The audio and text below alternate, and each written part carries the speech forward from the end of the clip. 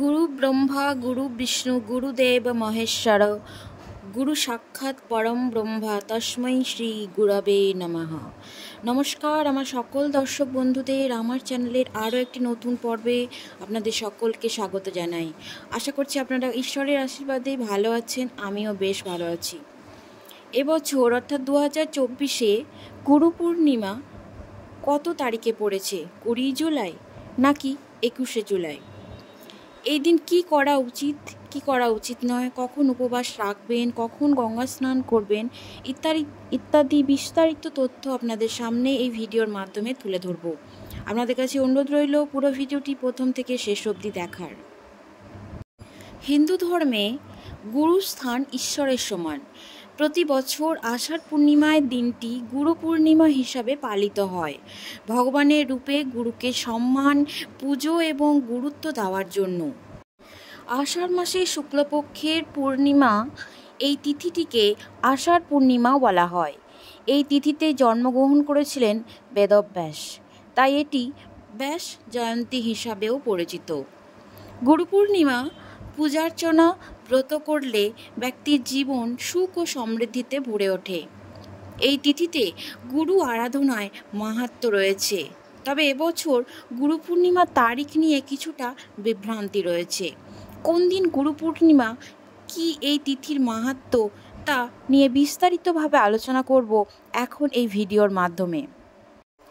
পঞ্জিকার হিসাব অনুযায়ী এবছর গুরু পূর্ণিমা পালিত হবে আগামী 21শে জুলাই। পূর্ণিমা তিথি পড়বে 20শে জুলাই শনিবার সন্ধে 5টা 59 পূর্ণিমা থাকবে পরের দিন রবিবার বেলা 3টে 46 পর্যন্ত। উদয়া তিথি হিসাবে পূর্ণিমা পালিত হবে 21শে জুলাই 2024 রবিবারে। হিন্দু পঞ্জিকা অনুযায়ী আষাঢ় মাসের পূর্ণিমা তিথি আষাঢ় পূর্ণিমা বা গুরু পূর্ণিমা নামে পরিচিত। যদিও বাংলা ক্যালেন্ডার অনুযায়ী তখন শ্রাবণ মাস পড়ে যায়, তবু পঞ্জিকায় এটি আষাঢ় পূর্ণিমা হিসাবেই উল্লিখিত। হিন্দুদের কাছে আষাঢ় পূর্ণিমার বিশেষ মাহাত্ম্য রয়েছে। এই দিন অনেকেই নদীতে স্নান করে উপবাস পালন করেন। এছাড়াও আষাঢ় পূর্ণিমায় সত্যনারায়ণ পুজো করার প্রথা প্রচলিত আছে। এখন জেনে নেব কখন রাখবেন এই গুরু পূর্ণিমার উপবাস।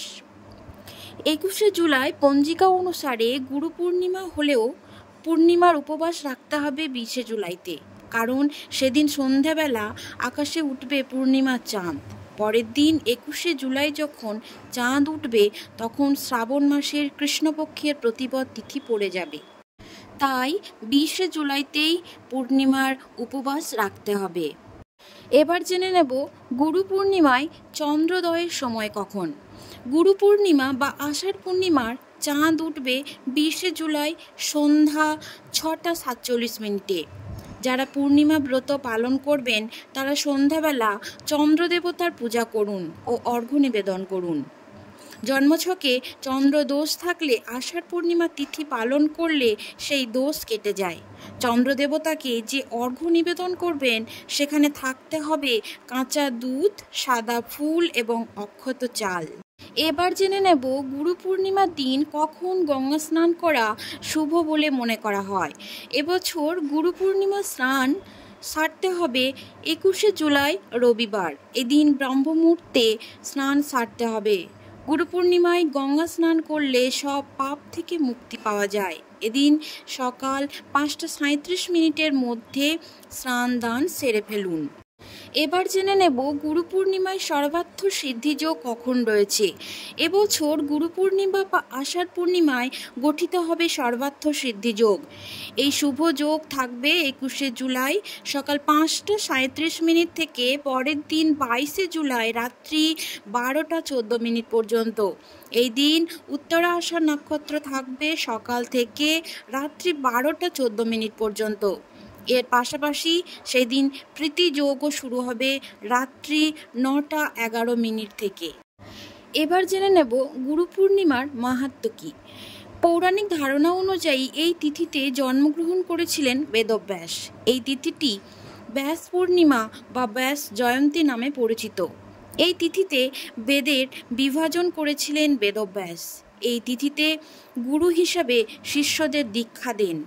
গুরু পুজোর রীতি রয়েছে এই দিন।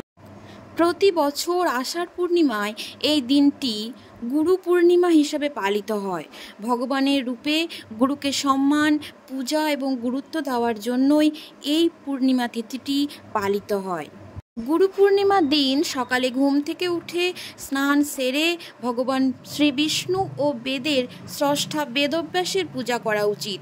এই দিনে গুরুদেব চরণ স্পর্শ করুন এবং তাদের আশীর্বাদ নিন এবং আপনার সামর্থ্য অনুযায়ী দান করুন। গুরু তার শিষ্যকে অজ্ঞতার অন্ধকার থেকে বের করে জ্ঞানের আলোর দিকে নিয়ে যান। জীবনকে সঠিক দিক নির্দেশনা দেওয়ার ক্ষেত্রে গুরুর বিশেষ অবদান রয়েছে।